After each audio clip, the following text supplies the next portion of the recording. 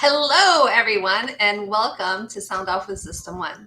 I am your host, Karen Callahan, and I am here today with one of my new favorite people, Christine Hunter, Vice President of Project Control Services for System One.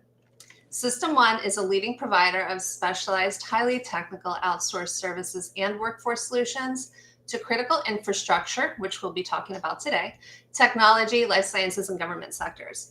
And we put more than 650 employees and 9,000 contractors and consultants to work in the US, Canada, and the United Kingdom daily. So please, while you're joining the broadcast, drop us a note in the comment section where you're joining us from and what industry you're in. We have Tracy moderating the comments for us, and she's dropping everyone's contact information in there as well. So please, Christine and I would love if you would feel free to connect with us. And all that being said, it is time for introductions. Christine was thoughtful enough to join our broadcast this week to basically explain what she does, which I find fascinating. And she wants to convey the drivers behind utilities, capital investment, and the complexity of her work. So I'm going to go ahead and leave it to you, Christine. Introduce yourself, your background, and especially why you chose the industry, because I found that fascinating. Okay, thank you. Thank you so much for having me, Karen. I'm really excited to be here. My name is Christine Hunter. Hi, I am the Vice President of System One for Project Control Services. I am an engineer by education and spent about 20 years on the vendor side of nuclear power, working for Westinghouse Electric, and then subsequently worked for Exelon in the nuclear side, and eventually went over to transmission and distribution in the project management area, and that's where I got introduced to project controls. So I became an engineer because my brother was kind of my mentor. We were about 8.5 years apart, and I was good at math and science, and I'm like, what am I going to do? And he said, well, try engineering, go into mechanical engineering. You can go into any field you want because it covers all the bases. And you have a lot of flexibility, and it gave me some time to figure out what industry I liked, because I could go through 4 years and not have to, commit to something. And I was just really, well, this is going to sound really nerdy, okay? But this is super nerdy. I really liked power and fluid flow and the kind of... It's like you were watching a lot of Bill Nye the Science Guy, and then you just had a eureka moment. So in nuclear power, what I started doing was safety analysis, and like we were looking at drift flux and bubble rise and all sorts of really nerdy stuff. It was fun, but I got out of my nerdy stuff pretty quickly. I love you. That's why I love crazy background.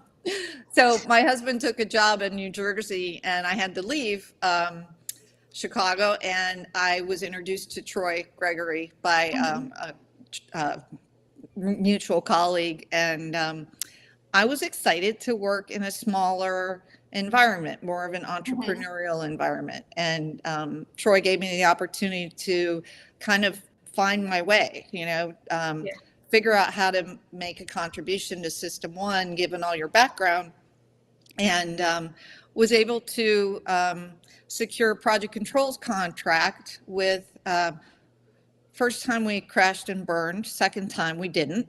So first time we were bidding for, I think it was New York Power Authority, and we were, the runner-up, if you will. So, but that was not bad. But then we got a really nice contract, multi-year, multi-site, and then we just continued to go from there. So it's been a lot of fun. So I've been with System One since 2010.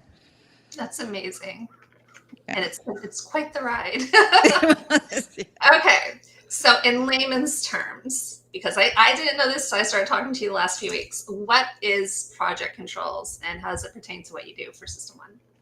Sure. When I say what project controls is, it sounds really simple, and it is. It's really, It's what are the tools and techniques you use to keep a project on track or to monitor how a project's doing? And then if it goes off track, how do you remedy it? So in simple layman's terms, it's, a schedule, it's a budget, a forecast, and we also do contract management. But the way I like to characterize it so people understand, when you think about the utility industry, they have capital budgets that are upwards of $1 billion. Okay. And the projects can be, it would not be unusual to have a $200 or $300 million project spanning multiple years. And they're incredibly complex, clearly expensive, have a lot of components. And there's just no way to keep track of all those activities and all that money and all the contractors in some kind of simplistic method. So we have very specific tools that we develop for this industry. We start with a schedule. So first it's, there's a scope of work. And we break that down into activities. And then we sequence how those activities occur. And we look at, is there risk and should we extend a little bit of time? And then we integrate that together and we monitor it. So if you think about it, it's like if I take something really simple, like building a house, right? You're going to have to do the foundation before you can do the framing, right? You have to do the framing before you can do the electrical, before you can do the plumbing, before you can do the HVAC, and so on and so forth. But you take that, and that's pretty complex. You take that and you talk about miles of underground transmission line, miles of overhead, big 100-tower lattices and wires and different contractors and different suppliers. You quickly see how you need to have a very rigorous tool. So the P6 integrated schedule is the basis for how we determine the length of the project and the activities. And then we have our cost analysts do a detailed forecast of what the project costs look like throughout the whole project life cycle. And that's done to the level of detail associated with the work that's performed and also by contractors. So we would have underground conduit, we would have overhead wiring, we would have excavation, heavy hauling, different things. And we'd have a cash flow for all of those things. And each month we're forecasting what we think we're going to spend at that very small level. And then at the end of the month, and as the month goes on, we're looking at what we're actually spending. And the critical point is to determine how have we done relative to what we forecast. And the goal is if there's a variance between the forecast and the actuals, what do we need to do differently? Is it a permanent problem? Is it a timing issue? Is it going to impact the activities projected down the road?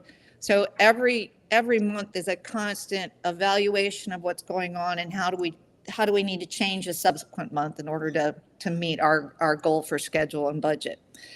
And then the last part is contract management. So figure a $200-300 million project, you're going to have a few contracts, just a few. Okay. And you may have a few invoices and you're probably going to have a few change orders. Yeah. So, I mean, it's daunting, right? So the only way you can do it is if you have a detailed process and detailed templates of every contract has a reconciliation sheet. Whenever there's a change order, we review it. We go to the change review board. We talk to the PMs about whether we should recommend it or not. Keep track of invoices, keep track of spend. Every contract, all contracts, all rolled up to say to the project manager on a monthly basis, you're spending, you've spent 40% of your project budget to date. And oh, by the way, and we forecast that we've spent that. So good, we're on track there. But XYZ contractor is overspent, and you're either going to have to change his production rate or determine if you want to get a change order, and then we're going to have to figure out how to offset that change order with something else. But that's what happens month after month after month, and it's just it's constantly moving and juggling and figuring out what to do. And the other thing I think that's important, I just wanted to mention, so the critical path is something that we talk a lot about in our industry, and I don't know whether people are familiar with the term, but basically when we do this integrated schedule, there are certain activities that if they were to be postponed, they would impact our ability to meet the scheduled end date. So we call those critical path activities. So one of the critical things that we do, no pun intended, is to make sure that we're monitoring how those activities in particular are progressing, and if there's any danger to the critical path. And if there is, then there's some significant adjustments that we'll need to make sure we get it back on track. And all this is important because of the way the transmission industry gets revenue. So transmission companies are given a contract from a regulatory agency that basically says you are going to receive a certain percentage of return on your investment. And so if you've got $1 billion capital portfolio, you're really looking forward to that 10% return on that investment. And you're forecasting how you're going to spend that money throughout the year, and you're reporting to your shareholders how you're doing on a quarterly basis against those earnings. So if your capital portfolio of $1 billion is underspending in your first quarter, you haven't recognized the revenue that you promised you would provide to your shareholders. So the project controls for T&D is really, it's definitely driven by schedule to make sure everything gets in service, but it's highly financial because of the impact it has on shareholder confidence. So that the scrutiny of the finances, we're expected to meet forecast to actuals. We'd like to get to 2.5%. And when you're talking about $20 million a month, here, that's hard to do. So with these tools, we can do that. Well, can you explain then what is driving the massive capital investment in the utility industry? Sure. There's a few things. So I'd say 3 categories, and then there's some drivers within those 3 categories. So the first is grid infrastructure. One, aging, because it's so old. Especially if you think about the Northeast, you've got cable in the ground and overhead that is hundreds of years old. And then the other thing is just hardening. As the technology's improved, we recognize that if we made some changes, we would be able to better weather some of the hurricanes and storms that we've seen. Right. So there's an emphasis on hardening the infrastructure. And the second thing is it's a change to where the power is located on the grid. So we've had a lot of change in the last 10 years relative to where the capacity is. So we've had an emphasis on fossil fuel reduction. So we've had coal plants retire. We've had natural gas prices go down, which brought the cost of electricity down significantly. And therefore, we had a lot of nuclear plants that couldn't compete because of the cost of electricity. So we had a tremendous amount of nuclear plants retire. Then we have an emphasis on renewables. So we've got wind going up and solar going up. And then most recently, we have 2 pieces of legislation that were introduced by the Biden administration. One was the Inflation Reduction Act. So that provides tax incentives for anyone who puts green renewable energy up. And then the other one is the Infrastructure Investment and Jobs Act. And that's a really interesting one. They provide up to 50% of the project cost for any project that they approve that provides infrastructure to underperforming or lower income areas. So there are a number of projects that have been approved and have received funding in order that they can provide better performing electric lines to, say, poor or rural areas. So and so now you've got all these things that used to be in this place over here on the grid, and now it's all changing. So there's no stability. So we've got to figure out how to interconnect all those new power supplies in order to create the stable grid. And that requires modifications where the power used to be and where the power is now. So, and that's driving a lot of the investment. And then the third thing is the threat of sabotage. Yes. And that's started, I think, recently. I maybe got exposed to it maybe about 5 years ago. Mhm. We started doing security on substations and structures. And now we're looking at security on power lines. And it's primarily because we're concerned about sabotage. Mhm. You know, if someone were to knock out the United States power grid, we'd be in a lot of trouble. Mhm. So there's an effort to put in redundancy so that if one line is hit, that we've got another line that we can switch to, and then emphasis on security in the facilities to prevent break-ins and other points of sabotage. So those are the main drivers. But what's interesting is there's been some studies by MIT is one university, Princeton did another one, and Department of Energy also did a study, and they're all coming to the conclusion that our grid needs to double or triple by Oh, 2035. wow. So, I mean, it's just there is no end in sight. It's I feel like 2035 is just around the corner. I The know, older I get. right? No, it's so true. Smaller I'm like, years oh to my God, you. that it's a heartbeat away. That's 12 Mhm. years from now. That's nothing. Yep. It's a So blink. It's a blink. it's hard to imagine how we can do it, and that's the scary part. It's So scary, but it's got to be done. yeah, Well, we'll figure it out. we'll figure it out together, We Christine. have to. Yeah. Okay, this is one of my favorite questions that I wanted to ask you. What is the span of your reach, and what areas of the U.S. and type of locations do you serve? And are there different challenges that each would face? Oh yeah, absolutely. So we primarily serve the Midwest and Mid-Atlantic, although we have supported some planning for Rocky Mountain Power out in Colorado, and you know, a lot of what we've been doing in, say, the Philadelphia area is aging infrastructure. In Baltimore and Washington, D.C., it's more redundancy and hardening of the grid. And so we've had a lot of logistics and things in the cities in the East Coast. But I think my favorite is the West Coast terrain in terms of the scary part of Mhm. this This is project my controls favorite and part. planning. So, I mean, so you've got these guys that got to figure out how to get transmission over the Rocky Mountains. Mhm. That's no small feat, you know. So, or around the Rocky Mountains. So, you know, first of all, there's siting, trying to figure out, well, what's the route you're going to take, and so what's the least treacherous. And then once you figure that out, then you've got to figure out how to get the stuff there and how to get the people there. So they build temporary roads, and they stage equipment. They create like secure fenced environments, and they stage equipment there.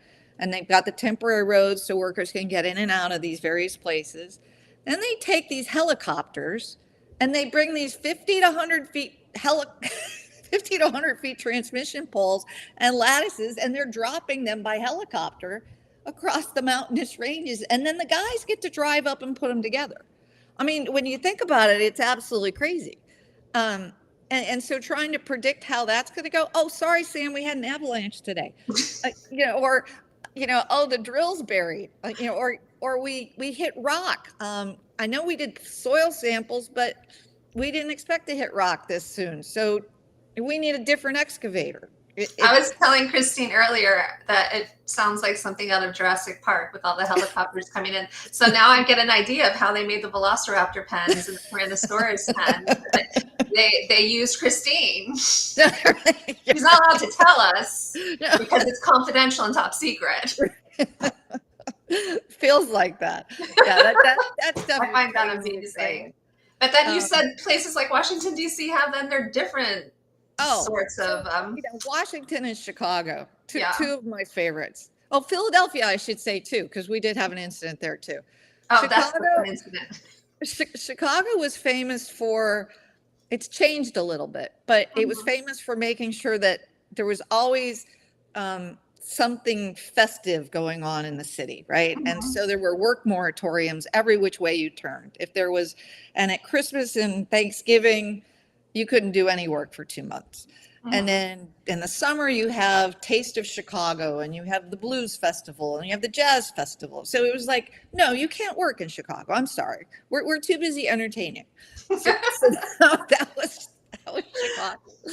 All right. And then Philadelphia, because it's so old, so we'd go in and we'd start to dig to try and put in a new pipeline, and oh shoot, we didn't expect to find that corpse. Suddenly you're on Old CSI. skeleton, old skeleton, and then work has to stop because it has to be investigated. So that was kind of weird.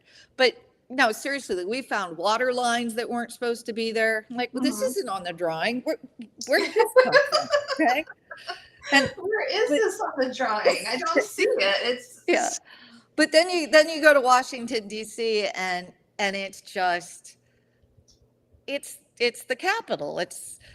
There's too many important people there. So I'm sorry, you can't work on this street because the Pope's coming and Mhm. he's coming down this way, and you can come back tomorrow, or they change routes and all of a sudden your project gets shut down. So Mhm. it's and just navigating traffic, just trying to get traffic closed off in these cities and getting a permit to be able to do the work to cut traffic off it's like, well, you can imagine commuting in Washington D.C. and then all of a sudden going, oh no, I'm down to one lane because these darn construction workers are trying to Darn put in a new construction transmission workers. line.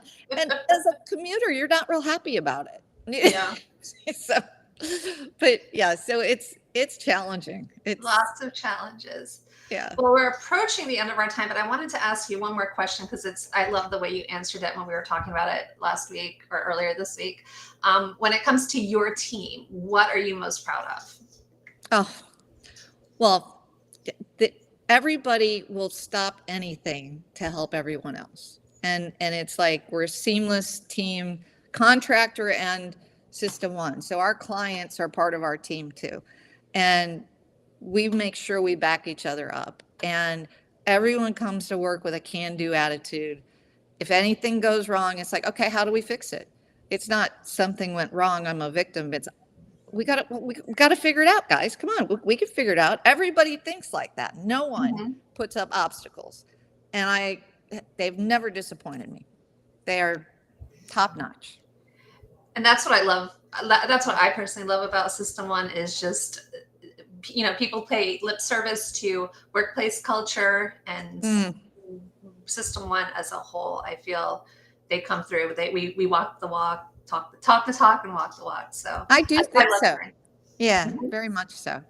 Yeah, and I makes it a special place. And I know that when talking to my team members, they say the same thing. It's just feels good.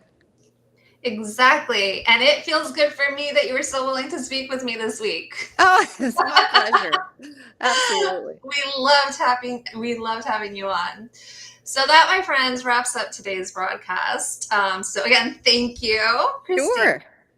And in the meantime, as a reminder, please follow us on LinkedIn and YouTube. And all of our episodes of Sound Off with System One can be found on our YouTube channel, along with videos that contain expert career and job search tips, hiring manager best practices, leadership insights, and more. I trip over my words when I say this all the time. Please join us next week. My co-host Ali Moen will be discussing with her expert panel about how personal and professional references are key in the hiring process. So again, that's 2 p.m. Eastern time on LinkedIn and YouTube. So we will see you then. Thanks, Carrie.